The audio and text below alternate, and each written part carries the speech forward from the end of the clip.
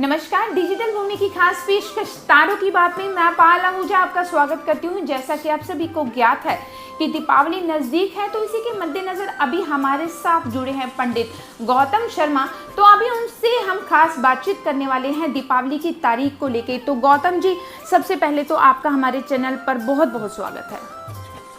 अच्छा पंडित जी, पहले तो हमारे दर्शक जो हैं इस बार दीपावली की तारीख को लेकर काफ़ी ज़्यादा असमंजस हो रखे हैं, क्योंकि दिवाली की जो तारीख है कोई 31 की बता रहा है, कोई 1 तारीख की। तो आप हमारे दर्शकों को सही जानकारी दें। जी, सबसे पहले तो मैं आपके चैनल के माध्यम से ही दर्शकों को कार्तिक मास के पवित्र महीने की बहुत बहुत शुभकामनाएं देता हूं, क्योंकि ये महीना हमारे देवताओं के लिए बहुत प्रसिद्ध महीना माना जाता है और इस महीने के अंदर दीप उत्सव का जो महत्व है वो बहुत मायने रखता है।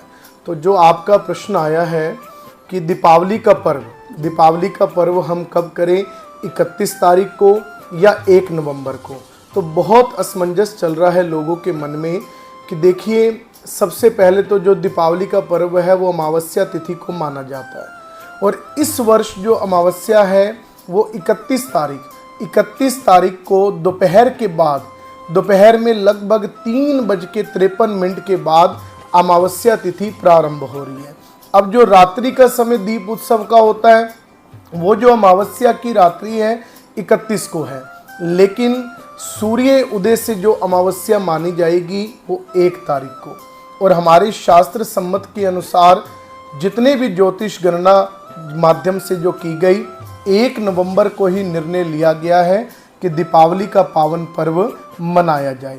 हर जगह पर जितना भी ये पर्व बहुत असमंजस चल रहा था भारतवर्ष के अंदर कि 31 का किया जाए या 1 तारीख का, तो ये ज्योतिष के अनुसार निर्णय लिया गया है कि 1 नवंबर को ही दीपावली के पावन पर्व को मनाया जाए। जी बहुत बहुत धन्यवाद पंडित जी। अच्छा, अगर हम बात करें त्योहार के दिनों की, जैसे दीपावली पर 5 दिन जो है हमेशा हर साल मनाए जाते हैं, जैसे छोटी दिवाली होगी, बड़ी दिवाली, भैया दूज, बाकी और त्योहार भी 2 जी।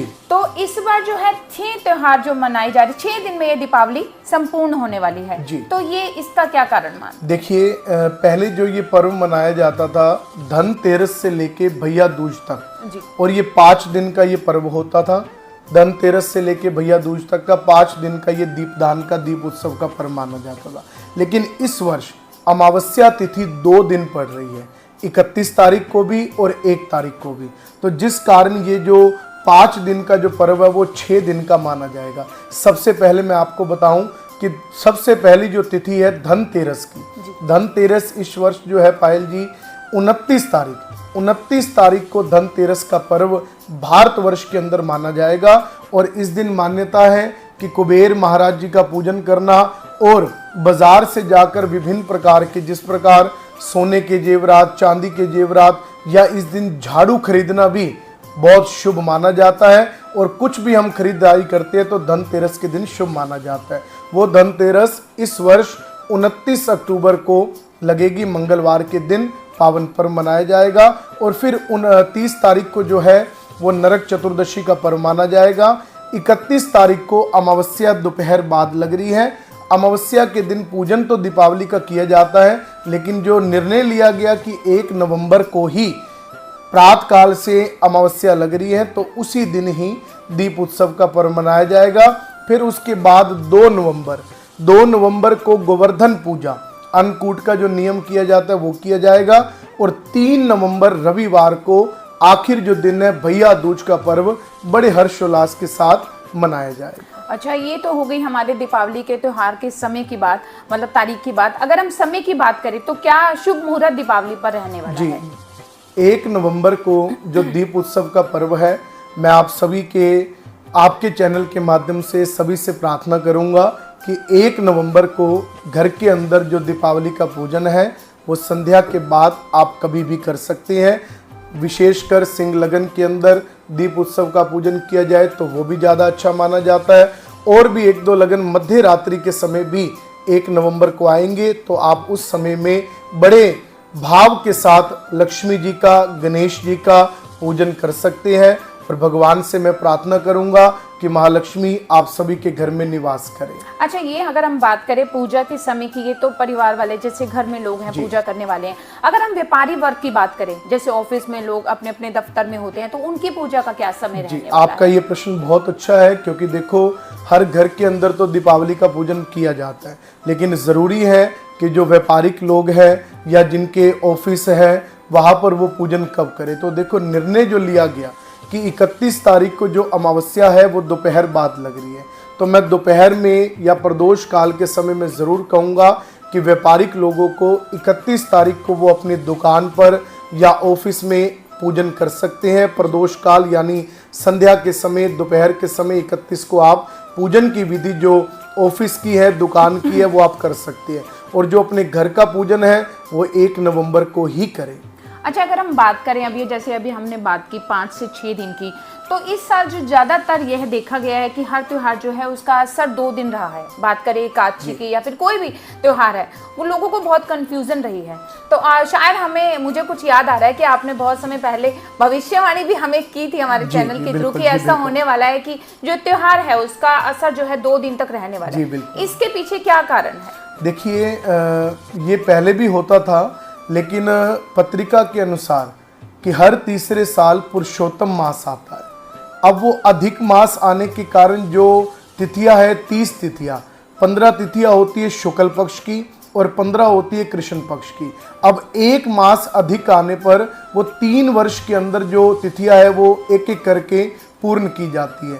तो वो कहीं ना कहीं, अब इंग्लिश कैलेंडर के अनुसार तो 12 महीने होते हैं, लेकिन हर तीसरे साल जो हिंदू कैलेंडर के अनुसार जो मान्यता है 12 से 13 महीने जो हिंदी मास के अनुसार आते हैं, उसके कारण ये त्योहारों में थोड़ा सा असमंजस रहता है कि तिथियां 2 दिन एक तिथि बन जाती है या 1 दिन 2 तिथियां बन गई।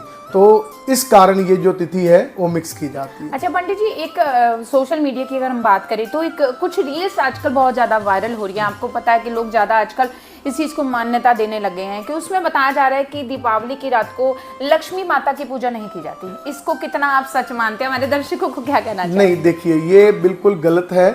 मैं आपको बताऊं, आजकल सोशल मीडिया बहुत अच्छी बात है। देखो, इस माध्यम से हमें दूर दराज में बैठे हुए लोग भी इसको देखकर बहुत ज्ञान प्राप्त करते हैं।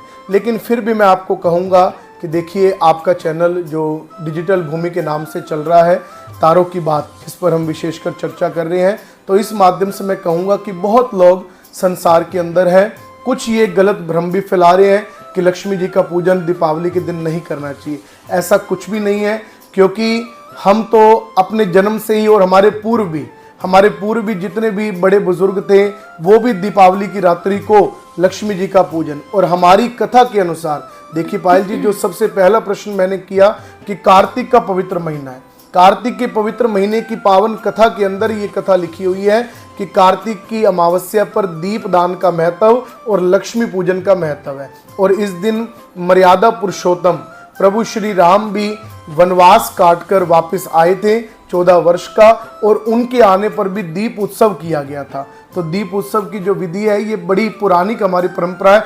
अगर हम इस बात को करें कि त्रेता युग, अब राम जी तो त्रेता युग में आए थे और हम कलयुग में बैठे हैं, तो कब युगों से, हम वर्ष की भी बात नहीं करेंगे कि ये पिछले 100 वर्ष से या 500 वर्ष से, युग हो गए इस परंपरा को चलते लक्ष्मी पूजन और दीप उत्सव का दीपावली के दिन। अच्छा, एक जाते जाते एक छोटा सा सवाल जो है मन में अभी हो रहा है, वैसे तो आप बता चुके हैं, बट मैं चाहूंगी कि आप थोड़ा सा डिटेल में हमारे दर्शकों को बताएं। जैसे त्योहार पर, दीपावली पर झाड़ू हो गया, चांदी की वस्तुएं हो गई, वो खरीदना शुभ माना जाता है, लेकिन उनका समय कि जैसे झाड़ू रात तक जो है झाड़ू की शॉपिंग होती रहती है, लोग रात को या आधी रात को लोग खरीदते हैं, तो उसका कोई उचित समय भी रहता है? जी बिल्कुल। देखिए, धनतेरस के दिन जो 29 तारीख को सबसे पहले खरीदारी का समय जो आया है, 29 अक्टूबर मंगलवार को लगभग 4:30 के बाद आप धनतेरस के दिन खरीदारी कर सकती हैं, जिसमें आप किसी भी प्रकार की, जिस प्रकार बर्तन लेना धनतेरस के दिन शुभ माना जाता है। आपने देखा होगा